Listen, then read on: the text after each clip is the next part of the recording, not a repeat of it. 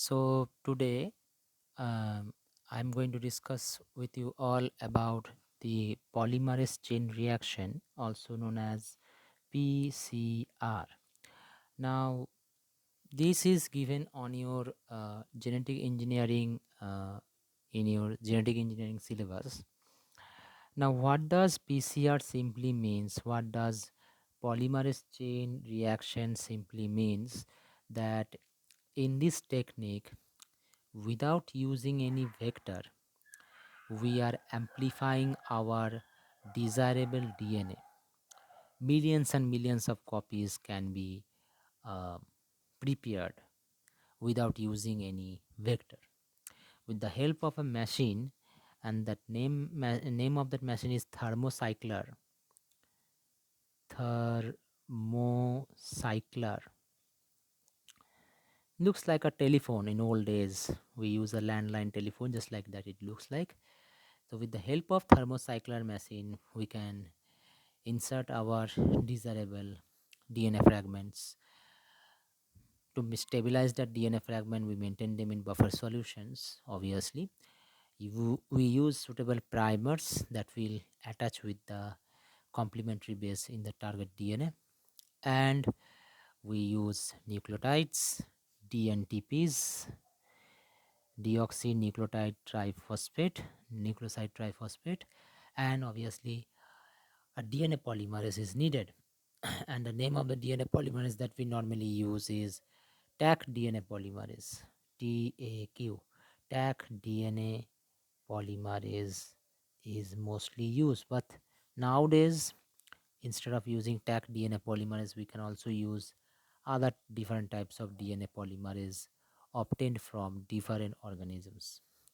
So let's get started now. Let's get started about this polymerase chain reaction. So, what does polymerase chain reaction mean? Polymerase chain reaction, or PCR, is a laboratory, that means it is in vitro technique used for generating your large quantities of your specified DNA. Obviously, PCR is a cell-free amplification technique. In the previous classes, in the previous two classes of recombinant DNA technology lecture, I have said that we use a vector. We need a vector to amplify, to make multiple copies of our desirable DNA. But in PCR here, we don't require any cell, we don't require any host cell, we don't require any vector for amplification of our DNA. And thus we can synthesize multiple identical copies of any DNA of interest. Now, on the basis of this PCR, many applications of PCR are being carried out. Now, this technique was widely approached and so much hugely it was interested that even the film makers, those who make scientific fictional film, they have also shown some of this concept, like in Jurassic Park. In Jurassic Park, which was directed by a famous director, he have in short they have used this term, they have introduced this term in their film, that how with the help of PCR they have cloned the DNA of the uh, pre-existed dinosaurs and make the dinosaurs. Okay, so PCR have many wide applications, including your DNA fingerprinting. PCR have a application in your DNA fingerprinting. Now, this DNA fingerprinting I have discussed with you in your GE chapter, in your GE syllabus, in your first semester. Remember, same DNA fingerprinting will be this semester also has been included in your genetic engineering syllabus. So it has many applications, like it is used for DNA fingerprinting to identify the individual at the crime site, right? Or it can be used for parental analysis, okay, for parent detection. PCR can also be used for disease diagnosis as well, as we are facing this novel coronavirus disease. With the help of RT-PCR, reverse transcriptase PCR, we can use this technique for detection of this type of virus, for detection of different type of disease like tuberculosis, hepatitis, your HIV, okay, and so on. So with the help of this technique, we can prepare large quantities of our specified DNA in a cell free medium, and this technique was developed in 1984 by Carey Mullis. It was developed by Carey Mullis in 1994. PCR is now considered as a basic tool for molecular biologists. Just like in office, we use a photocopy machine. Normally, we say Xerox machine as a basic requirement in an office. Just like that, PCR machine is used in molecular biology laboratory just like a photocopier machine. Okay, we have extracted the DNA from that organism. Now we have to make multiple copies of the DNA, and we have to see, we have to check the different interactions that the DNA can be done with different proteins. So in this way, as a researcher, we use PCR technique just like a photocopier, right? Now, I hope you have understood the basic thing of PCR, that we can make millions of copies of our desirable DNA in a cell-free medium. Now, what is the principle of PCR? Let us see. The principle of PCR is the double-stranded DNA of our interest is first denatured.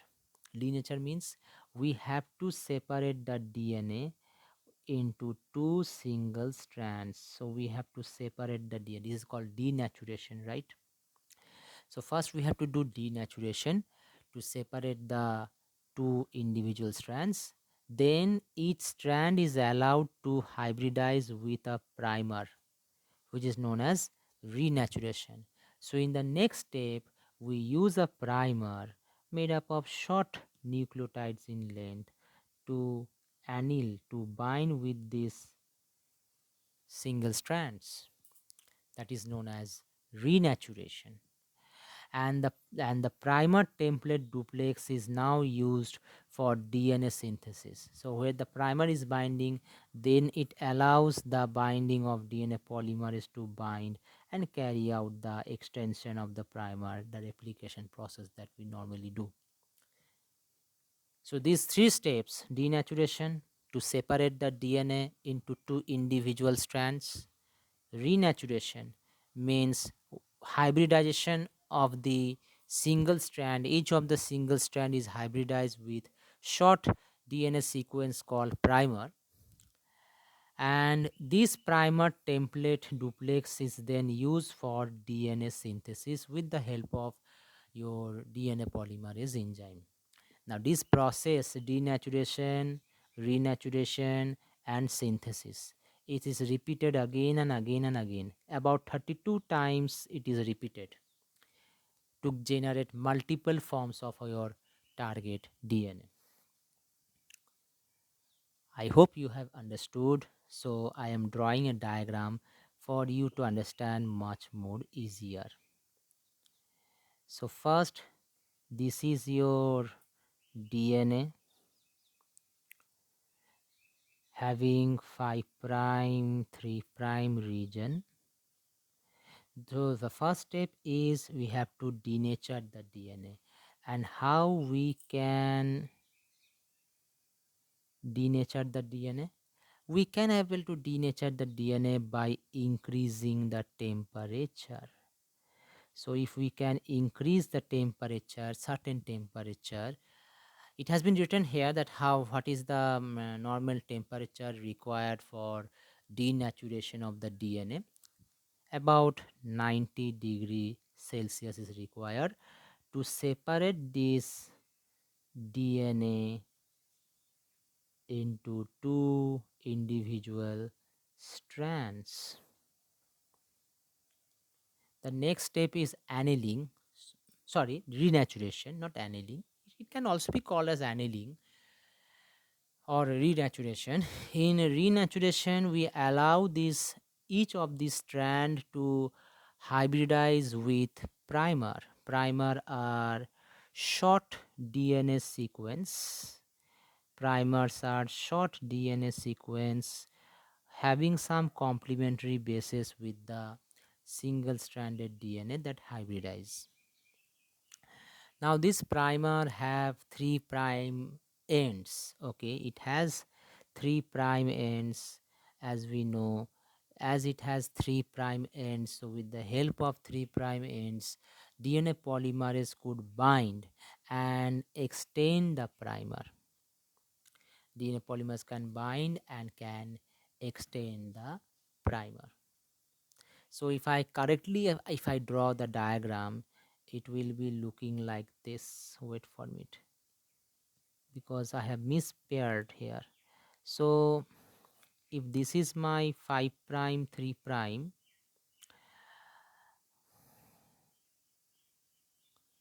here and here, this will be 5 prime, this will be 3 prime. So this 3 prime OH, the 3 prime here will be grabbed on by the DNA polymerase in the enzyme and start synthesizing the nucleotides. Here also 5 prime 3 prime. Here also DNA polymerase binds and started catalyzing synthesis of the nucleotides. So in this way, your denaturation, renaturation and annealing is carried out um, by the PCR process, and it is done up to 32 times. 32 times or 32 cycle rounds of PCR is being carried out to generate millions and millions of copies of our gene of DNA of our interest. Right now, to do this PCR reaction, we need certain tools. Obviously, it's just like a cooking. We need some components to do the PCR. And what are the components we need for the PCR? The first component that is needed is your target DNA. Now, the target DNA that will be used for PCR reaction process, that target DNA should be at least 100 to 35,000 base pair in length. Nowadays, more than 35,000 base pair length target DNA can be used, but they have to modify them. We have to modify them. Okay, so we need a target DNA. Leave this matter. We need a target DNA, and what we need two different types of primers. We should need two different types of primers. Primers are synthetic oligonucleotides, means made up of few nucleotides, about 17 to 30 nucleotides in length. These primers are complementary to certain regions flanking the target DNA. What does it mean?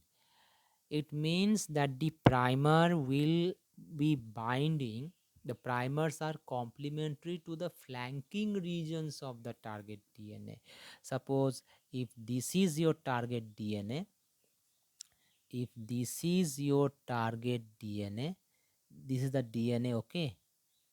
And if this region is your target DNA, then the primer should bind on the flanking regions, on the side regions, like here. It binds here, complementary to this area. Okay, complementary to this area. 5 prime 3 prime, the 3 prime has an OH group, and here your DNA polymerase can easily bind and carry out your replication process in this direction, right? So the primers directly does not bind to the target DNA, it binds to the flanking regions, means the side regions, the boundary regions of your target DNA. So we need a target DNA and we need two different types of primers that will bind complementary to the opposite strands, and it will bind specifically to those regions which flank the target DNA, which are on the side, on the boundary of the target DNA. Next, we require four different kinds of deoxyribonucleotides like DATP, DGTP, DCTP, and DTTP. So these are all called as DNTPs. So we need this deoxynucleoside triphosphate or deoxyribonucleotides we require, so that when the catalysis of synthesis of nucleotides will be done by DNA polymerase, they will help to bind in that complementary region. And last, we require a DNA polymerase enzyme that can withstand at high temperature. So we need such type of DNA polymerase that can able to resist, that can able to withstand at high temperature, about 95 degrees Celsius. At this temperature they have to withstand, because there will be a time when we do denaturation, we are giving all the components within a single step. Later on you will see that um, this PCR can be of two types: one step PCR, two step PCR. Okay, especially it is done in the variation of PCR, the RT PCR that we do. So the whole reaction has to go through this first step, that is denaturation, which is about 95 degrees Celsius, and DNA polymers have to withstand in that 95 degrees Celsius. So special type of thermostable DNA polymerase should be required, and that's why we have taken DNA polymerase from Thermus aquaticus, right? So the reaction mixture, that is the Eppendorf tube, within this reaction mixture, what it contain? Within this reaction mixture, what it contain? It contains your target DNA. It contains the two different types of primer. You can also use multiple primer, but multiple primer will have a problem that they might complementary base pair with themselves. Primer can hybridize with themselves, and that's of no use. We should have a thermostable DNA in that reaction tube, thermostable DNA polymerase, and the thermostable DNA polymerase has been isolated from the bacterium Thermus aquaticus. That's why the name comes TAC DNA polymerase. And we require four different types of nucleotides. So four different types of nucleotides are also being required within that reaction tube. It contain all these four components. So the actual technique for PCR involves repeated cycle of denaturation, renaturation, and synthesis for amplification of the target DNA. Each cycle has three stages. Each cycle means each PCR cycle. The first step is your denaturation. What happened in denaturation? We raise the temperature within the thermocycler chamber. This is the main machine inside which all these reactions are taking place. So first we raise the temperature up to 95 degrees Celsius approximately for about 1 minute, and on raising the temperature for 1 minute of 95 degrees Celsius, the DNA gets denatured and gets separated into two strands, two single strands. So this is the first step. We have to increase the temperature and we have to separate the strands. And it is done for about 1 minute, not more than that. Second step is your renaturation or annealing. I have also mentioned annealing. Annealing, renaturation is the same thing. So in renaturation or annealing, what we do, we slowly cool that temperature, we slowly cool that reaction mixture. Okay, in the first step, the all the four components present in the reaction mixture are subjected to denaturation. That means we have increased the temperature. In this step, in renaturation, we slowly cool the temperature so that the primers could base pair with its complementary regions on the target DNA, which flanking the target DNA. So the target DNA which we have, which has been separated into two individual single strands during denaturation. When we are doing annealing, when we are doing renaturation, we are slowly cooling down the temperature so that your primer can able to base pair to the flanking regions of your target DNA by complementary base pairing. This process is called renaturation or annealing. Okay, now high concentration of primer ensures annealing. If there is a high concentration of primers available in your reactions solution, then annealing will occur quickly, but there is also a chance of self hybridization of the primers. That's why there are some specification when you are designing primer for the PCR that has been separately given here in your syllabus, that how to design a primer. So primer is normally used for base pairing to the flanking regions of your target DNA strands.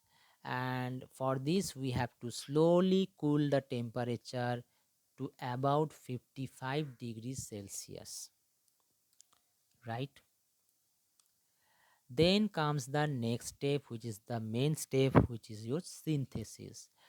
Initiation of the DNA synthesis occur at the 3' hydroxyl end of the primer, and the primers are extended by joining the bases complementary to the DNA strand. Now the primers have a 3' free 3' hydroxyl group. This free 3' hydroxyl group will be used by the DNA polymerase to catalyze the binding of nucleotides by using the target DNA strand as a template. So the synthesis process in PCR is quite comparable with the DNA replication of the leading strand. So you can compare this PCR process just like the leading strand synthesis that you have you have studied in your molecular biology class, that during DNA replication two types of strand synthesis occur. One is leading strand synthesis, another one is lagging strand synthesis. In leading strand synthesis, we require only one primer, where and the 3' OH group is free, so the DNA polymerase could grab on with the help of your clamp loader, with the help of your sliding clamp as regulated by the clamp loaders to synthesize the DNA. Here we don't require any clamp loader, here we don't require any sliding clamp like PCNA, we don't require. We using the DNA polymerase, which actually binds to the primer at the 3' hydroxyl group and extend the primer. It catalyzes the elongation of the primer by with the help of the target DNA as a template. However, temperature has to be kept optimal as required by the DNA polymerase. Now, in case of synthesis, what will be the temperature? I have said during denaturation, we increase the temperature up to 95 degree. During renaturation, we slowly cool down the reaction mixture up to 55 degrees Celsius. For the synthesis of the DNA, it depends on what is the optimal temperature suitable for the DNA polymerase to extend the primer. What is the suitable temperature required by the DNA polymerase to extend the primer? For that, this synthesis temperature varies. It varies among the, depending on what type of DNA polymerase we are using. Like here it is saying that for Taq DNA polymerase, the optimum temperature is around 75 degrees Celsius. That means this 75 degrees Celsius is optimum for the Taq DNA polymerase to catalyze the synthesis of your uh, nucleotides, right? Now, if we want to use within the PCR chamber, if we want to use E. coli DNA polymerase, then for E. coli DNA polymerase, the optimal temperature for E. coli DNA polymerase is around 37 degrees Celsius, and the whole reaction can be stopped again by raising the temperature. That means for the next round of replic, for the next round of PCR, we have to raise the temperature about 95 degrees Celsius, so that the next round of PCR can be done. So this is the way that we can see. Here we can see this is a cycle 1, where you can see this is the two strands of DNA. Okay, the two strands of DNA, they are getting separated by denaturation. So denaturation is being done, the two strands have been separated, and then this saying primer annealing. That means these are the primers which binds in the complementary regions of the DNA flanking to the target DNA. That means, suppose this is your target DNA, this region, and these are the flanking regions. In these flanking regions, the primers bind, and in the next step, DNA synthesis is being done by the DNA polymerase. Thereby, it is extending the primer in both directions, because DNA polymerase can only add nucleotides to the 3' in, so it is extending the primer towards the 3' end. Then comes the cycle 2, where again denaturation, renaturation, annealing is being done. So you can see that in first cycle we get two DNA strands having our target DNA. In the cycle number 2, we will get how many strands? We will get 1, 2, 3, 4. We will get 4 DNA strands. We will get 4 DNA molecules having our target DNA. In cycle number 3, we will get more than 4. 1, 2, 3, 4, 5, 6, 7, 8. We will get 8 DNA strands, not strands, 8 DNA molecules. All are double stranded in cycle number 3. So in this way, this will continue. Okay, it will continue until 32 rounds of uh, PCR process is being carried out. So you can see that, as in evident from the figure, new DNA strands are joined to each primer is beyond the sequence which is complementary to the second primer, and these new strands are referred to as long templates, and they will be used for the second cycle. So in this way, your primers are hybridized with the target DNA, flanking the region of target DNA, and in this way your whole PCR process is being carried out. So if you see the table, one thing I want to mention you, this is the graph that has been mentioned here, and this graph shows that what is the time required for increasing the temperature, decreasing the temperature. Like for example, for denaturation, we use 95 degrees Celsius. Okay, we use 95 degrees Celsius for about 1 minute. Okay, then for renaturation, we undergo 55 degrees Celsius. Okay, 55 degrees Celsius, and it is done for about 1 minute. We have to gradually, we have to slowly decrease the temperature for renaturation. Otherwise, DNA will not bind, DNA will not hybridize with the primer. Then comes the DNA synthesis. For DNA synthesis, we again increase the temperature depending on what type of DNA polymerase we are using. If we are using Taq DNA polymerase, then we should go for 75 degrees Celsius, because 75 degrees Celsius is the optimal temperature for the DNA polymerase obtained from Thermus aquaticus, obtained from Thermus aquaticus. But for the E. coli DNA polymerase, the synthesis temperature is 37. So, and it is done for 2 minutes. After 2 minutes, then again we have to go for denaturation. Again, we have to increase the temperature. So in this way, multiple cycles are being done, and you see here, if you see this cycle number, that in one cycle how many double stranded DNA we are getting. So depending on what is the number of cycles, we are getting how much of DNA. So by the time we have completed 32 rounds of cycle, we get this much amount of our target DNA. See, so much, millions and millions of copies of target DNA can be achieved from this PCR reaction. Now, the source of DNA polymerase, that what is the source of DNA polymerase for doing this PCR process. So in original technique of PCR,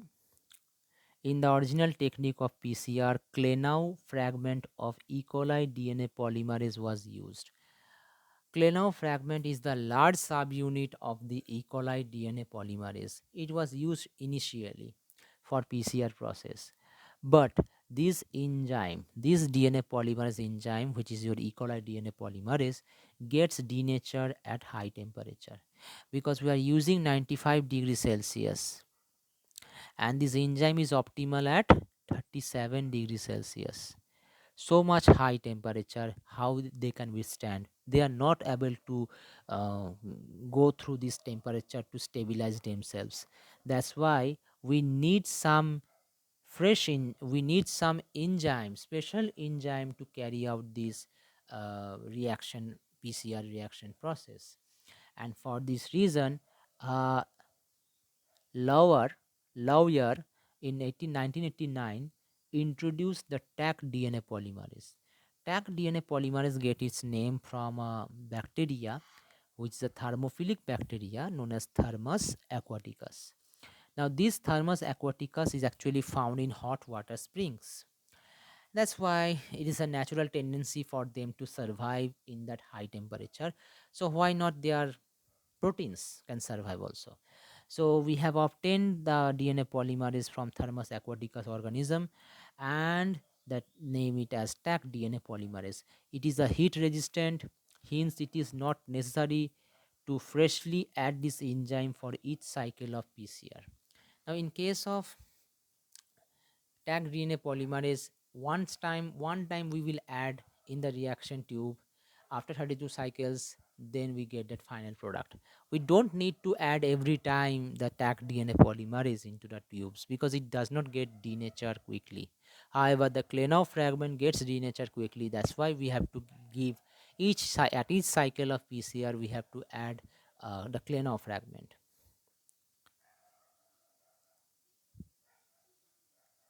Now, key factors for optimal PCR. First is your primer. Okay, first is your primer. Primer play an important role in determining PCR. There are some rules, there are some things which must be required for designing a primer for PCR process. Like, primer should be around 17 to 30 nucleotides in length. It should not have any secondary structure like hairpin. I have shown you the hairpin structure. Why hairpin are formed? Hairpin are formed because of complementary base pairing. So if there is complementary base pairing, they fold onto itself and form this like hairpin like structure. So it should not have so much of repeated sequence or complementary sequence that fold onto itself and pair themselves, or they pair with their other primers as well. So this should not be required, this should not be used, this type of primer should be avoided. So primers should be of 17 to 30 nucleotides without any secondary structure, and it should not have a complementarity among themselves. So primers should not be complementary among themselves. Otherwise, what will happen? Instead of hybridizing with the target DNA, it hybridizes with themselves. That leads to primer doubling. that is not required, that is not good for the ideal PCR process. Okay, because it will gives you failure results. So the complementary primers can hybridize to form primer dimer and gets amplified in the PCR. So what will happen if complementary primers are used? The primers get binded by themselves complementary and form primer dimer, and that primer dimer will be amplified. Instead of our amplification of our target DNA, the primer will get amplified. That is wrong. That will give you error result. So for this reason, primer should be of short in length. It should not have any secondary structure like hairpin, loops, or that type of thing.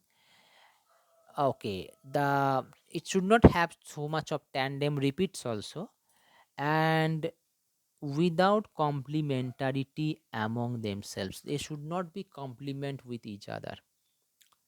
Like if a primer has GATC sequence and another primer has the opposite of the GATC is CTAG, that type of primer should be avoided because they will bind among themselves during annealing and form primer dimer, and this primer dimer will be amplified instead of amplification of your target DNA. That should be avoided. Next thing is about DNA polymerase. As already described, Taq DNA polymerase is preferred because it can withstand high temperature. Okay. Previously, we have used Klenau fragment, but nowadays Klenau fragment is being avoided because it cannot withstand high temperature. So at each cycle of PCR, we have to give the Klenau fragment of E. coli DNA polymerase. So instead of using that type of DNA polymerase, we add the Taq DNA polymerase. But Taq DNA polymerase also have some problem, and that problem is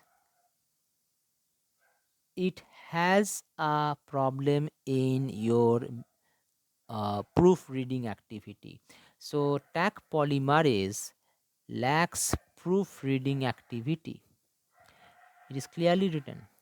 That means if some wrongly nucleotides has been added by the Taq DNA polymerase, it will not correct that mistakes. It will not remove that last nucleotide, the wrong nucleotide that has been added to the base. So it lacks the proofreading activity. So what we can do? Taq DNA polymerase can withstand high temperature. They can catalyze the DNA replication in the PCR process. That's good. They use the PCR primer as a template. They use the PCR primer as a starting material for synthesizing the nucleotides that correctly match with its complementary base. But the stacked DNA polymerase have no proofreading activity.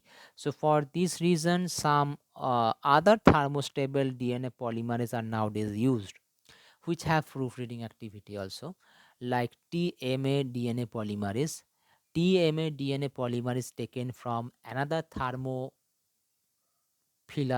organism, thermostable organism like Thermotoga maritama.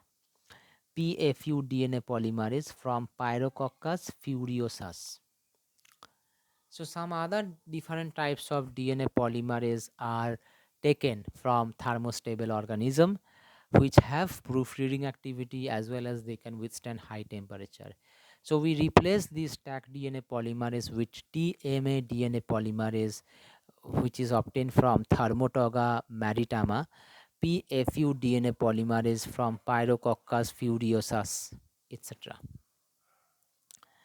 And generally, the target DNA that we will use, too much of large target DNA should be avoided because it can lead to some errors in the PCR process. So in general, the shorter is the sequence of the target DNA, better will be the efficiency of PCR.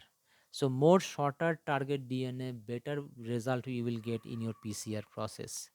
But however, in recent years, amplification of DNA fragment up to 10 kb was reported. We use the target DNA of about 10 kilo base pair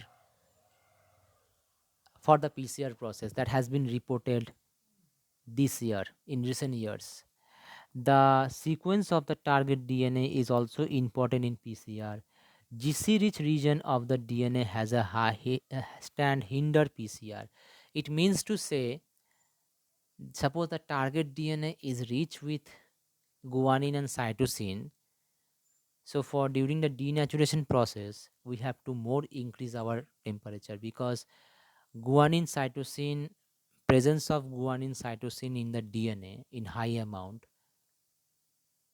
causes difficult to break the strands among them, because guanine cytosine bind by three hydrogen bonds. So we have to increase the temperature, our denaturation temperature, if our target DNA have rich in guanine cytosine. Then little bit little bit some changes of temperature has to be done, has to be followed in the PCR process. The last is the promoters and inhibitors. It is saying that addition of proteins like bovine serum albumin BSA enhances the PCR process by protecting the enzyme DNA polymerase. So there are some proteins which enhance the PCR process, which protect the DNA polymerase, like BSA, bovine serum albumin. Humic acid, frequently found in archaeological samples of target DNA, inhibit the PCR process. So the archaeological samples, the samples which are found buried inside, hugely buried inside, like the DNA samples which are of pre-existing animals, we take out, like for example, all the things, prehistoric times, all the animals which has been dead, okay, during a lithic period, right, lithic age, okay, all those all those extinct and species, if somehow we get the DNA sample, then still also there will be inhibition done by the humic acid. Humic acid frequently found in the archaeological samples, which will inhibit your PCR process. So for replication, for amplification of PCR for the archaeological samples, certain modifications in the technique of PCR has to be carried out. But same technique is done in DNA fingerprinting while solving crime, while solving paternity test, right? Okay. Or for clinical analysis, these techniques should be similarly carried out. So this was about the basic technique of your PCR process. Next is your what are the properties that primer should have. What are the basic properties that primer should have? Primer should have a length of 18 to 24 bases. Now the this thing varies among books to books. From internet source I have taken this part. It means to say, for using primers for the PCR process, the length should be small, not too much big. 18 to 24 base pair will be ideal for using them as primer. 40 to 60% GC content. The primers may contain 40 to 60% guanine cytosine within their DNA, not more than that. Start and end with one or two GC pairs. The starting point, that is at the extreme 5' end and the extreme 3' end, the starting point of the primer should contain one or two guanine cytosine base pairing. Melting temperature of the primer should be within 50 to 66 degrees Celsius. The melting temperature, where half of the helical structure of DNA is lost. In case of primer, the melting temperature will be 50 to 60 degrees Celsius. So they get first denatured, then the target DNA. Primer pairs should have a melting temperature within 5 degrees Celsius of each other.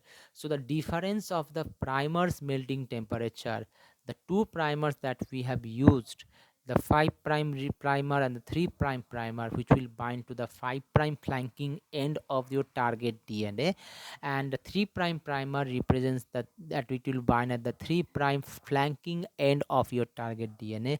They should have a melting temperature within 5 degrees Celsius of each other, and primer pairs should not have a complementary regions, otherwise the primers will base pair by themselves, and instead of amplification of your target DNA, we will amplify our primers. That will give you a error result. So let us little bit elaborately we try to discuss them. Okay, primer length. It is generally accepted that optimal length of the primer is 18 to 22. There it was written 18 to 24. That means within 30, not more than that, the primer should be small in length. This length is enough for adequate specificity and short enough for primers to bind easily with the template DNA at the flanking regions of the target DNA. That's why it is saying. So generally we should use primers between 18 to 22. Somebody has said 18 to 24. That means if they want to say that within 30, not more than that. Not more than that. We should not use more than 30 base pair of primer, and it is enough for that primer to bind to easily to the target DNA, the flanking regions of the target DNA, that is the regions surrounding the target DNA, it will bind. Next, it is saying primer melting temperature. Primer melting temperature, which is also called as Tm, by definition, it is the temperature at which one half of the DNA duplex will be dissociate to become single stranded and indicates the duplex stability. So as we know about the melting temperature, you have learnt in your fourth semester that melting temperature is the DNA at which a melting temperature is the DNA is the temperature at which one half of the DNA duplex will be dissociate to become single stranded, and that indicates the stability, how much DNA is stable at that temperature. The more stability means more GC content is there in that particular DNA. That's why they are stable. Primers with melting temperature in the range of 52 to 58 degrees Celsius will produce the best result. So those primer whose temperature is within the range of 52 to 58 degrees Celsius, they will provide you the best result. Primers with melting temperature more than 65 degrees Celsius will have a tendency for secondary annealing. That's why it should be avoided. Primers melting temperature should be within 50 to 58 or less than 65. It is saying strongly. If the primer's melting temperature is more than 65, then there is a tendency that secondary annealing will occur. In the secondary annealing, the primer will bind onto itself. The GC content of the primer sequence gives a fair indication of the primer melting temperature. It means to say that how much amount of guanine cytosine present in the primer, that will determine its melting temperature, because more guanine cytosine means more hydrogen bonding in the primer, and more hydrogen bonding in the primer means more temperature will be required to dissociate the primer into two strands, right? So it's clearly it is written that within 65, not more than that. It is written 52 to 58, but not more than 65 should be used, otherwise secondary annealing will occur. Next, the annealing temperature. Annealing means gradually cooling of the denatured DNA so that our target DNA can able to hybridize with our primer within the flanking regions, the complementary regions where the primer and the target DNA will bind. So primer melting temperature is the estimate Primer melting temperature is the estimate of DNA hybrid stability and critical in determining the annealing temperature. So it simply means the melting temperature of the primer is the estimate of DNA hybrid stability. It means to say that the melting temperature is estimating the melting temperature, which is also called as Tm, will determine the stability of the DNA, right? And also it is critical in determining what will be the annealing temperature of the DNA, because if the melting temperature is more, that means the DNA is quite stable. It has a large number of GC content. That's why the melting temperature has to be increased to break those bonds, to break those hydrogen bonds within them. And that melting temperature will also determine your annealing temperature. It is saying that if your primer have a too high annealing temperature, represented by here by Ta, if the primer have a too high melting temperature, it will produce insufficient primer template hybridization that will result in low PCR product. So too much high annealing temperature of primer, if the primer has a high annealing temperature, there will be a problem in hybridization of your primer template that will result in low PCR product yield. Or if your annealing temperature is too much low, there will be non-specific products available that will be caused by high number of base pair mismatches. So that's why we have to maintain our annealing temperature based on what is your melting temperature. That's why if the melting temperature is between the range of 52 to 58 of the primer, that will be good for the annealing temperature also, to maintain them so that they can easily bind to the flanking regions of your target DNA. Okay, so depending on what type of melting temperature is there, in that way it will also determine the annealing temperature. So that's why we have to maintain the melting temperature of the primer 52 to 58 degrees Celsius, not more than that. Otherwise the annealing temperature will be higher.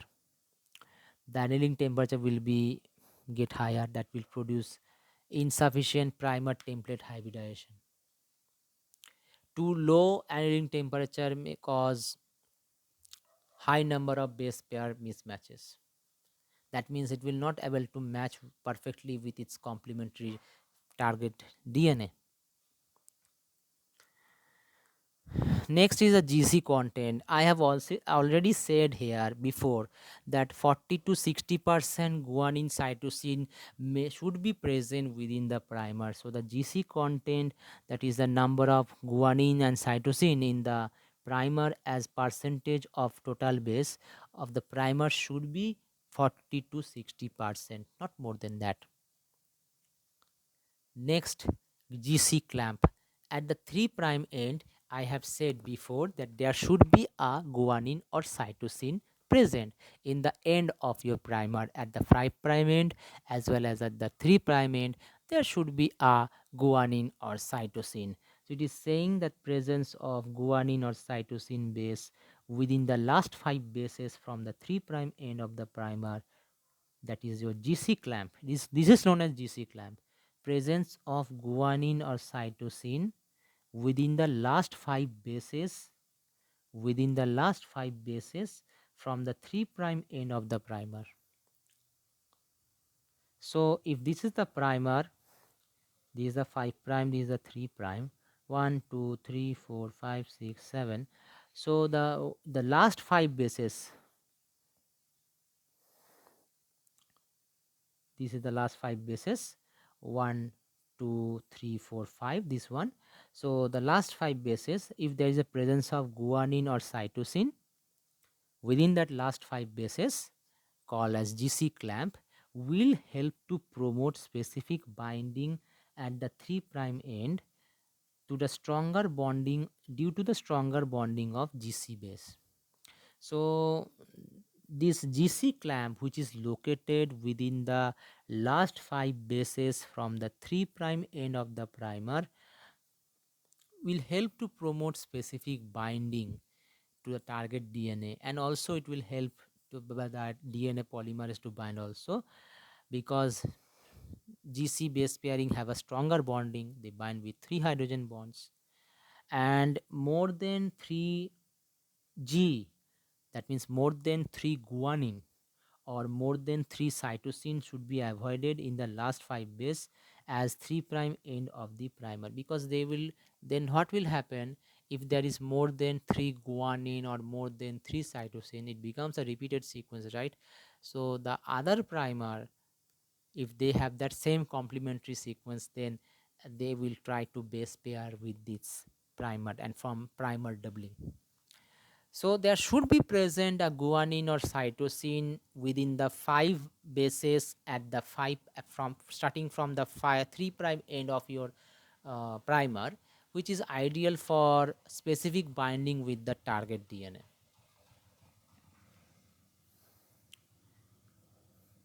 Next, the primer secondary structure. It is saying that presence of primer secondary structure produced by intermolecular or intramolecular interactions can lead to poor yield or no yield of the product. So we have to avoid this secondary structure, like for instance, if there is complementary bases within the primer, then it can form a hairpin loop.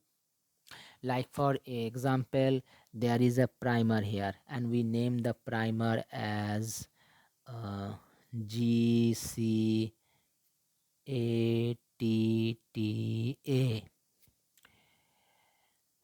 TAA CGGC. So if this is the primer 5 prime 5 prime 3 prime, then what will happen? Look at this region, look at this region, double T A T double A. It means that this primer region have a complementary sequence, and this complementary sequence may fold and form a hairpin loop like structure like this, like this. Okay, see, G C, okay, A T T A A C. So it will try to complementary base pair with itself and form a loop like structure. I have not perfectly have drawn this, but I have tried to show you that depending on complementary sequences or repeated sequence, suppose like this GC GC GC or AT, okay, if this type of repeated sequence occur, then also it leads to complementary base pairing and form hairpin loop like structure, and hairpin loop like structure is non-ideal for your PCR process to occur, because DNA polymerase will stop. So presence of primary secondary structure produced by intermolecular or intramolecular interactions can lead to poor or no yield of your product. They will adversely affect the primer template, annealing, and thus amplification. Because if there is interaction between the two primers, they will bind on itself to from primer dimer, which is undesirable for PCR process to occur. Or if this type of hairpin loop like structure occurs as a result of complementary base pairing among themselves, it will adversely affect your PCR process, and it will leads to poor or no yield of the product. Okay, so this type of thing can occur. I have said the self dimer. Okay, self dimer is formed by intermolecular interactions between two primers where the primer is homologous to itself and it binds. Large amount of primers are used in PCR to amount of the target gene. when the primers from intermolecular dimer much more readily than hybridizing to the target DNA, they reducing the product yield. So we have to avoid them. We have to avoid this type of self dimer formation of the primer. Then cross dimer, the two primers are crossly, they are linked with one another. This is one primer, this is another primer, and they are trying to base pair with themselves, forming a primer dimer.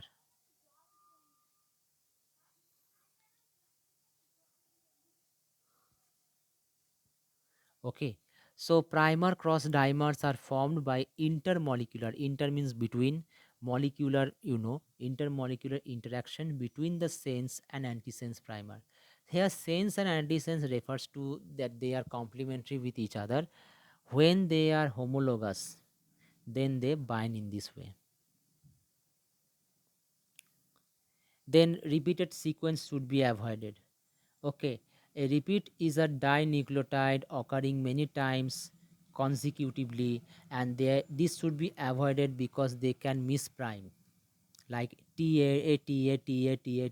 This type of repeated sequence should be avoided within the primer. Otherwise, mispriming will occur. Then 3 prime end stability, it is maximum delta G, which is the gives free energy value of the 5 bases from the 3 prime end. An unstable 3 prime end will give you false result, false priming. So I have not said about a delta G value. You can learn from this part. You can learn from this part what does delta G means. Delta G is the gives free energy. It is used to measure the amount of work that has been extracted from a process operating at a constant pressure, and it is a measure of the spontaneity of the reaction. Like the stability of the hairpin is determined by the delta G value. Okay, more delta G value, the energy required to break the secondary structure, and negative value for the delta G indicates undesirable stable hairpins. So that's all for the primer designing. Now I am moving on to the reverse transcription, PCR. Now for the reverse transcription PCR, let us see. It has already been 1 hour, but I have to end it because it is the part of the PCR process. I hope you have understood this much what I have tried to say. Okay, so what does reverse transcription PCR means? It is a very simple thing. If I show you the diagram, then that will be a better thing to do. But I will going for the definition first. Reverse transcription polymerase chain reaction, or RT-PCR. It is a laboratory technique that combine the reverse transcription of RNA into DNA. So what we do in this process, we use RNA as a template, RNA as our target region. Okay, that's just like that in PCR we use target DNA. We use here RNA as a template. Now that RNA will be reverse transcribed to form DNA. And for reverse transcription, the enzyme that we do is reverse transcriptase. Reverse transcriptase. This enzyme convert RNA into DNA, and the DNA that it forms is cDNA, and then this cDNA is amplified by using the polymerase chain reaction. So an extra step will be involved previous at the beginning, that is reverse transcription will be done, and it is primarily used to measure the amount of specificity of RNA. What is the specific RNA amount present? Now, this reaction can also be achieved by monitoring amplification reaction using a fluorescence probe. Probe is a type of substance which will detect your quantity of the substance by emitting light. Okay, and that type of PCR is real time PCR. So don't be confused with the real time PCR. RT-PCR is just the reverse transcription PCR, where we are doing an additional reverse transcription reaction by using the RNA as a template to convert them into DNA, and then the DNA is used for as a target DNA for the polymerase chain reaction to occur. So this is the your RT-PCR process. So let us see what it is written. So in RT-PCR, the RNA population is converted into cDNA by reverse transcription process. cDNA is a complementary DNA, where your the DNA is being produced by using the RNA as template, and then this cDNA is amplified by polymerase chain reaction. Simply, first, we convert the RNA into DNA. That DNA is called cDNA, and then the cDNA is amplified by polymerase chain reaction. The cDNA amplification steps provide opportunities for further study the original RNA species. So, for studying the original RNA species, that's why we go for this RT-PCR process. Even for disease diagnosis, also we go for RT-PCR, even when they are limited in amount or expressed in low abundance. So suppose your RNA is of less amount available to that particular substance. Within that less amount of RNA, we convert them into cDNA, and then we can go for polymerase chain reaction. In this way, it provides that opportunity to study the original RNA species. Original RNA species means those who have RNA as a genetic material, like some retrovirus like HIV. Okay, HIV is there, hepatitis virus is there, okay, who have the RNA as their genetic material. Okay, so all the retrovirus family, they have RNA as genetic material, and thus we can able to study this RNA containing organism by using this RNA as a template for converting them into cDNA by reverse transcriptase, by the help of reverse transcriptase enzyme, and then we use that cDNA to amplify by the polymerase chain reaction. Common applications of RT-PCR include detection of your express gene, examination of transcript variants, and generation of a cDNA library for cloning and for sequencing. Now, cDNA library is also another technique where the whole genome is going to be sequenced, a whole not sequenced, whole genome is to be collected and stored, like just like a library. Okay, because the whole DNA cannot be stored in that way, because it has it has many junk portions also. That's why it has some non-essential regions also. That's why we are, if we are keen on interest on conserving those regions which are essential, for that reason, for that case, if or in that case, what we do, we go for cDNA library process. In cDNA library process, we also do the same thing. We use all the mature mRNA product. We use the mRNA product. We convert that mRNA into cDNA by the help of reverse transcription process. And then this cDNA is used to convert into double-stranded DNA, and then it is generated for the cDNA library.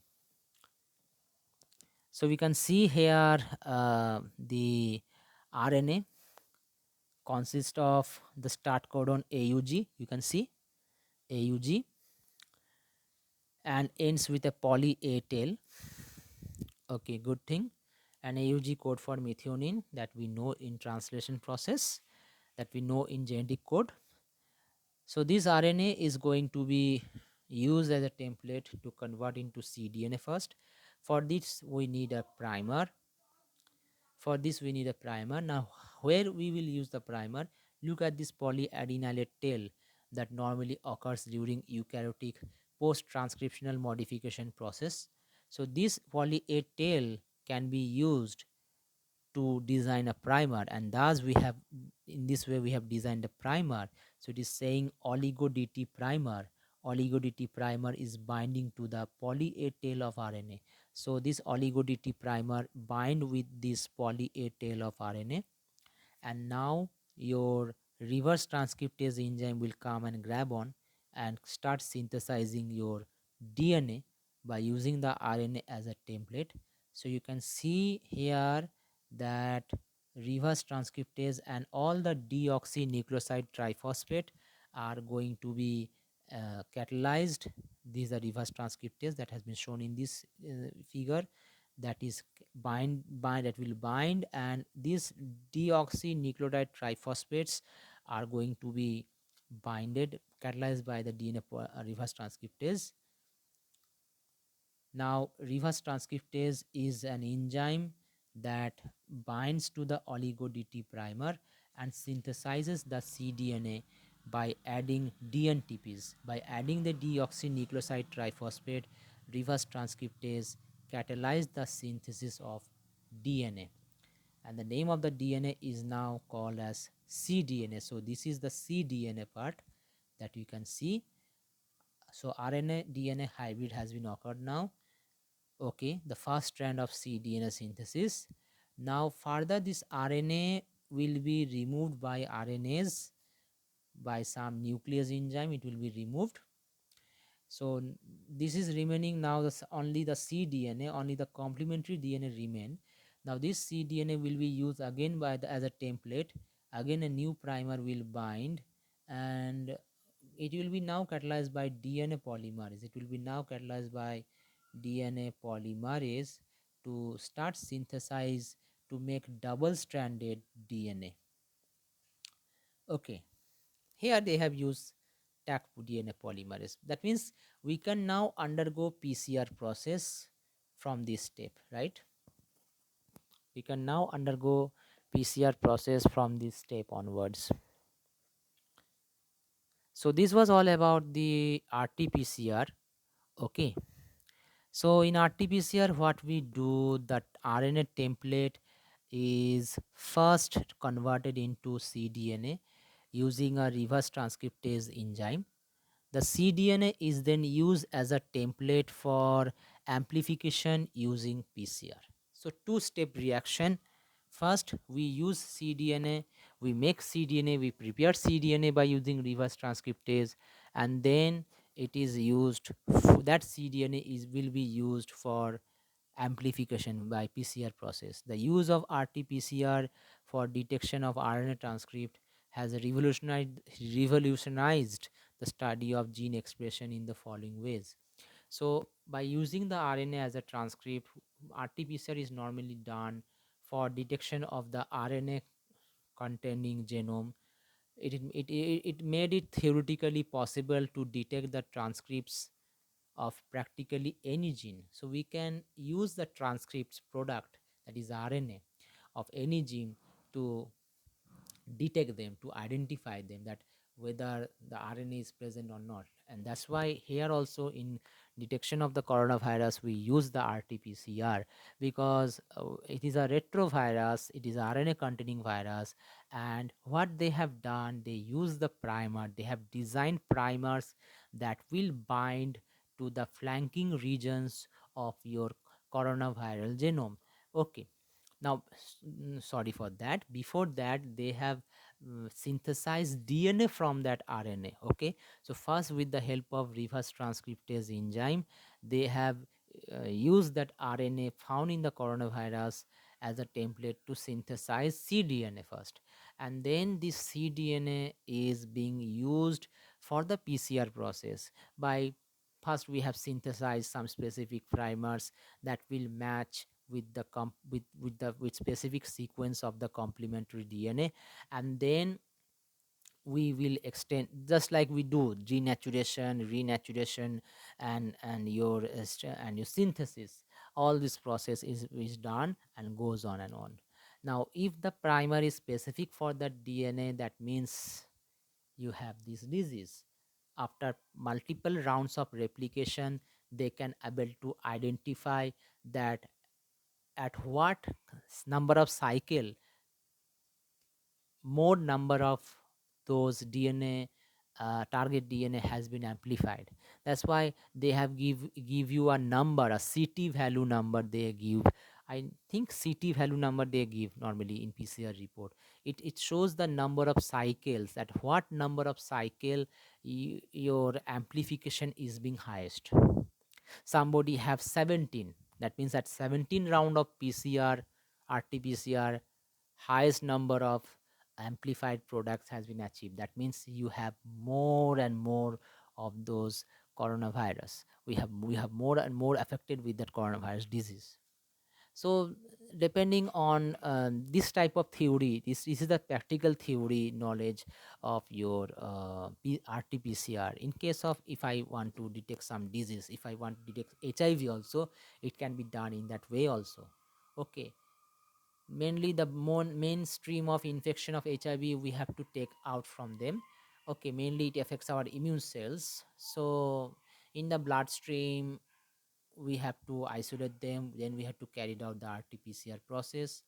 Okay, we have to prepare that blood, we have to using them buffer solution, we have to extract the white blood cells, and so on, all those processes, all those things that normally we do. So just like a simple thing I have tried to explain with you, simplicity in simple way. So we can detect the transcripts of a practically of any gene. Next is your enabled sample amplification and eliminated the need of abundant starting material required using north blot analysis. Now, north blotting analysis is another type of technique where we detect the RNA. We analyze the RNA bands. Okay, for that purpose, instead of using north blotting nowadays, we can go for RT-PCR process, which enabled us for amplification of our desirable RNA sample and eliminated the need for abundant starting material required when using north blot analysis. It simply means that when you are doing northern blotting, we detect the RNA, okay, but we require abundant, many high amount of RNA are required to go for the north blotting process. Instead of that, if we can use the RNA as a starting material for the RT-PCR, little amount of RNA is required, because from that RNA we make DNA, and from that DNA we make sample amplification, and thus we can able to eliminate, the need for this northern blotting process. In future, in your in future lectures, you will I will discuss about the north blotting, because it is given in your syllabus: northern blotting, southern blotting, and western blotting. Northern blotting used for the detection of the RNA. Southern hybridization or southern blotting is used for the detection of the DNA, the DNA bands, and western blotting is used for the detection of protein. It provides tolerance for RNA degradation as long as RNA spanning the primer is intact. So these are the first few advantages of using RT-PCR. Sometimes RT-PCR often get confused with the qPCR by the students and by the scientists also, but they are separate things, right? RT-PCR is used to qualitatively detect your gene expression. That means through RT-PCR we create complementary DNA from that target mRNA, and that complementary DNA is being subjected through PCR process for qualitatively detection. But in qPCR, it is used to quantitatively measure the what amount of amplified DNA is being used by using fluorescent probes. So for quantitatively amplification, we go for qPCR. Okay. And for qualitatively amplification, we have to go for the RT-PCR. In RT-PCR, the RNA template is first converted into complementary DNA while using reverse transcriptase enzyme, and then the cDNA used as a template for exponential amplification of that particular DNA using PCR. Now there are two types of approach for RT-PCR. I have said one step approach. In one step approach, the entire reaction will be done within a single tube, single pen drop tube. And in a two-step reaction, the reverse transcription reaction and the PCR amplification will be done in separate tubes. So in one step approach of RT-PCR, the all the entire reaction, reverse transcription, including your PCR analysis, all those things are all the components that are required for reverse transcription, all the components that are required for PCR are done, are given in a single reaction tube. Whereas in two-step reaction, the reverse transcriptions reaction and the PCR amplification, the components that are required for reverse transcription, the components that are required for PCR amplification are actually performed in separate tubes. See the diagram, you can able to understand. So in it is a single step reaction, it is a one step reaction. In this one step reaction, within the single tube we add all those things which are required for RT-PCR, like the buffer reagents, DNA polymerase, reverse transcriptase, primers, RNA. One more thing they have forgotten to mention, all the DNTPs, all those things are given within a single reaction tubes to perform the RT-PCR. Whereas in a double step reaction, in a two-step reaction, we see that in one reaction tube we are adding these things. Okay, we are adding the reverse transcription process in one reaction tube and the PCR products, PCR components in the other reaction tubes. Then we will mix them. Okay. So the two-step reaction here, from here you see the two-step reaction requires that reverse transcriptase reaction and PCR amplification perform in separate tubes. Although the diagram has been given little bit wrong, if you see the diagram has written given little bit wrong, but on theoretically it has been clearly mentioned that in the two-step reaction it requires reverse transcription reaction and the PCR amplification should be done in separate tubes. This is done in separate tube, PCR amplification done in separate tubes. But there is a disadvantage of this two-step reaction, because during the time of mixing there is a chance, sorry, uh, the disadvantage of this two-step reaction is that during the time of mixing there is a chance, there is a susceptibility of contamination due to frequent sample handling, too much of sample handling, that within a particular time we are not using a one tube, we are using two tubes, then we have to mix them. So during that time there is a chance of contamination that could occur. So that's the problem that face in two-step reaction approach. So here more detail has been given in one-step approach of PCR. Just go through this part. I hope you can able to understand what it has been written here, and also the two-step approach that has been given, step 1 and step 2. So I'm not going through this. There's a comparison also. Okay. So what is the amplification? What is the application of RT-PCR? Let us see. First, application research methods. For example, Lin et al. They use the RT-PCR to measure the expression of GAL genes. There are some genes called GAL genes in yeast cells. So for expression, to measure the expression of these GAL genes within the yeast cells, Lin et al., Lin and its colleagues have used this method. Then gene insertion. RT-PCR can also be useful for insertion of eukaryotic genes into prokaryotes. So through the help of RT-PCR, it is very useful to insert the eukaryotic genes into the prokaryotes. RT-PCR commonly used to study the genomes of virus, the retrovirus obviously, whose genome are made up of RNA, like influenza virus, retrovirus like HIV. Okay, even the coronavirus are also being studied by using this RT-PCR as well. Then genetic disease diagnosis, RT-PCR can be used. Sorry. RT-PCR can be used to diagnose the genetic disease like Les-Niehan syndrome. Okay, like it can also be used to test for different type of test can be done. Different type of diagnosis of genetic disease can be done, like test for bird flu. 11, sorry, not 11. This is H7. This one is actually H7N9 virus. Okay, H7N9.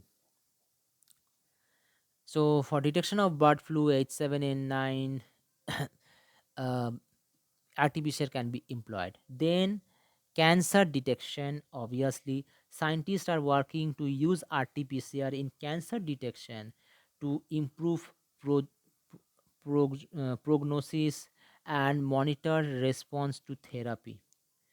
So to detect the cancer, to see that how we can able to overcome, how we can able to use certain therapy for elimination of the cancerous cells within certain region, that is being done nowadays. RT-PCR commonly used to study the genomes of virus, which has been already mentioned before, whose genomes are composed of RNA, like influenza virus, retrovirus, like HIV. This has been repeated. This application. Some technical issues are there while performing RT-PCR. You should write them off. So I'm not going through all those things. Just go through these other things. Like I have already mentioned with you that about the RT-PCR. So why not the PCR? PCR can also be used for detection of the cancer. Okay, for detection of some chromosome aberrations like translocation, translocation of chromosome number 14 and 18, means movement of a segment of a chromosome from for chromosome number 14 and 18 to be formed. A type of lymphoma, follicular lymphoma, can be detected by using RT-PCR. It can also be used, PCR can also be used for sex determination of embryos. Different type of techniques has been mentioned. Just go through these applications. I hope you can able to understand this part. So that's all for today's lecture. Just go through these notes, go through these PCR notes. If you have any problem regarding this today's lecture, you can uh, ask me in the WhatsApp group that has been created before. Okay, so that's all for today.